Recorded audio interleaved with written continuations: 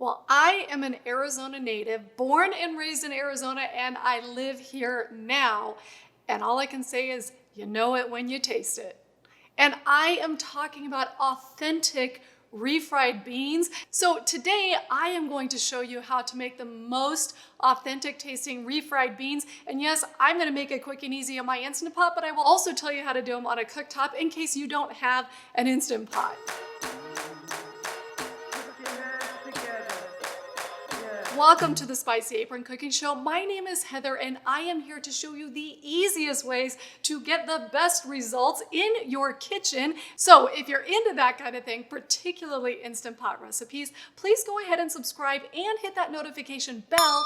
That way you will be notified every time I come out with a new recipe every week. And today we are making one of my very, very favorite refried beans, and I'm doing mine in the Instant Pot because guess what?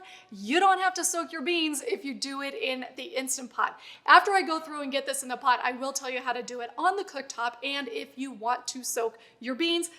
But like I said, I'm here to show you the quick and easy way to do it. So I am starting with 1 pound of dried pinto beans. They have been rinsed, but again, they have not been soaked. Just dump those in your Instant Pot inner pot. Now the first step is that we are going to pressure cook the beans, and we want to put 1 layer of flavor in it now, and then we're going to add a lot more flavor to it later. So flavor, I've got a quartered white onion. You can certainly use a yellow onion if you prefer. By the way, the full recipe link is below, so please go ahead and click on that. It'll take you right to the full recipe. And I've got a bay leaf and some salt and some garlic powder. You can also use peeled, smashed garlic cloves. I do it that way as well. Today I'm doing it with garlic powder because that's what I had on hand.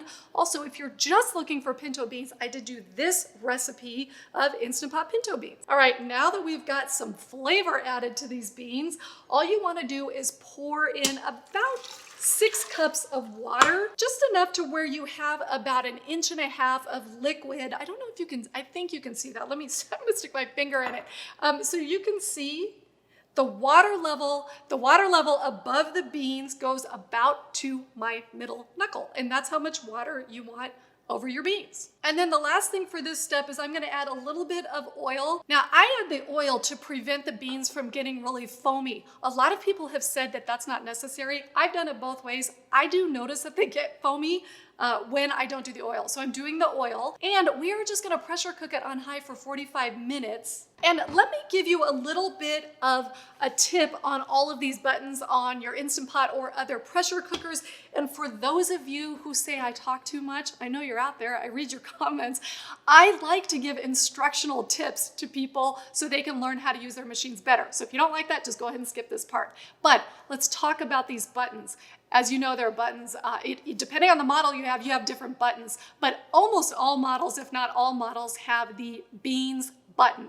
Now, what that is effectively a preset button for you. It is preset to be on high pressure, which is what you want. It comes out of the package preset for a certain time. I don't know if it's 30 minutes, 40 minutes, doesn't matter.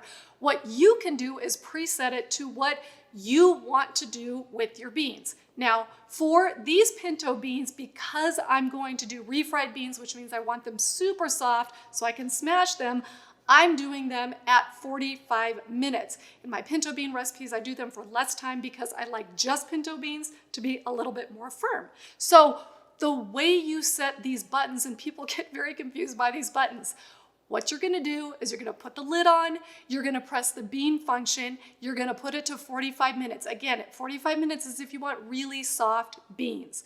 When you put it to 45 minutes, make sure you close the valve to sealing, and it will then start to cook at 45 minutes. Now here's what's important to know.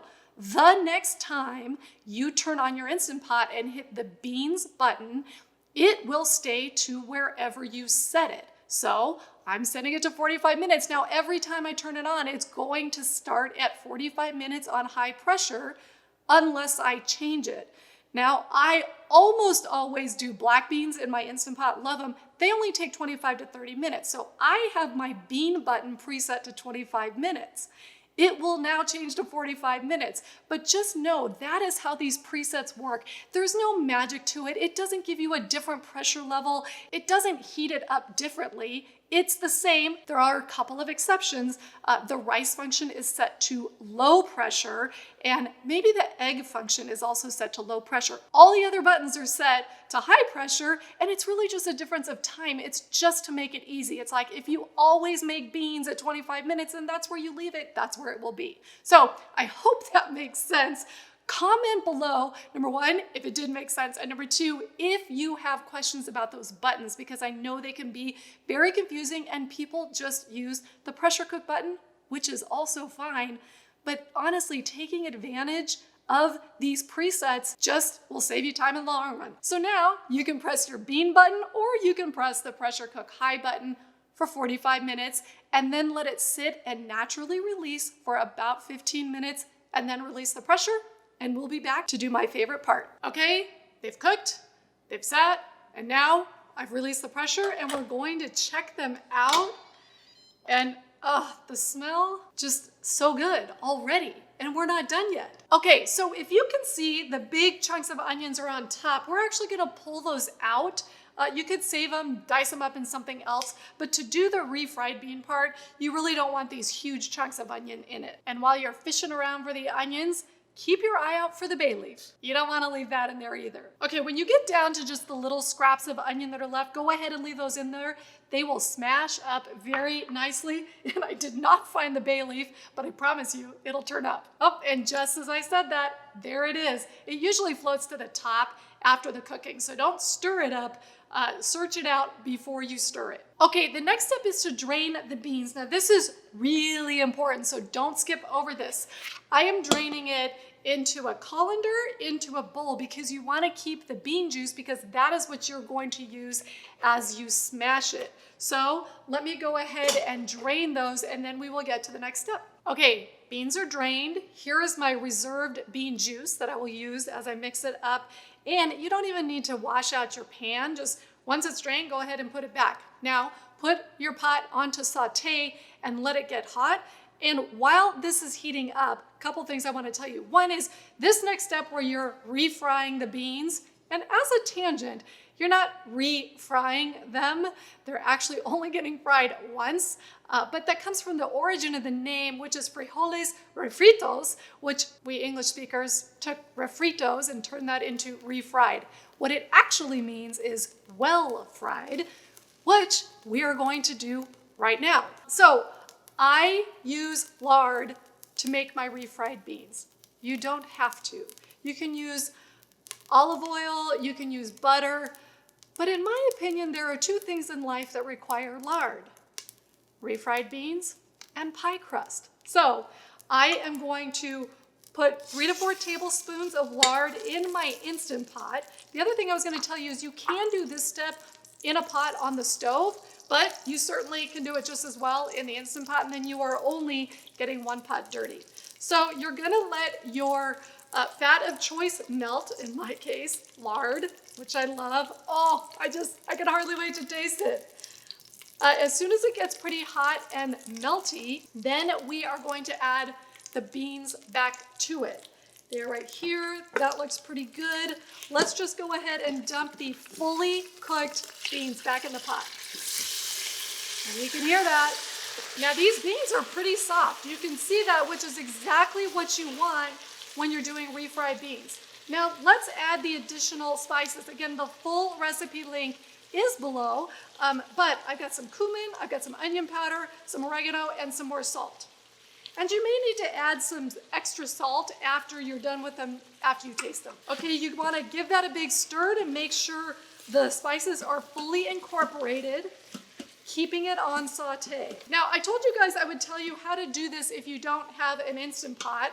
And if you don't have an Instant Pot, you're probably still not watching. But what you do need to do is soak your beans overnight, put them in a bowl, fill the bowl this much higher with water over the bean level, let it soak overnight, then drain it, put them back in a big pot, fill it again with water, and simmer it for 2 hours, but it's a lot quicker and easier in the Instant Pot. Okay, all of my spices are incorporated. So now we're going to use our reserved bean juice. Now, this becomes a personal preference on how thin or thick you like your refried beans. I'm gonna start with about a cup of bean juice, let it get nice and hot, and then I use, you guys probably know by now, this is one of my very favorite kitchen tools, my potato masher, and just work that juice into the beans. Now, as you smash them and work the beans, it will get thicker and thicker. Okay, as you look, these are really well combined. I'd like to leave some of the beans whole so you can tell they're real and authentic and did not come from a can, which I use canned ones every once in a while, but there's just no comparison. So once it gets to the texture you like, just turn it off. Okay, and now I'm just gonna serve it up. It is still simmering in that pot. These beans get really hot, but look at that. Now to me, that is the ultimate imperfection in refried beans. I mean, wow. These are perfect, and you know what goes really well with refried beans? You could put some cheese on it, but you know me, I like me some jalapeno. So I put some jalapeno on it, and that's it. You now have, I have to taste it though. It is like the most authentic Mexican restaurant just served you these refried beans. And I'm telling you, I went to law school in Tucson, Arizona. I know my Mexican restaurants. Thank you for watching the Spicy Apron cooking show. Happy cooking and happy eating.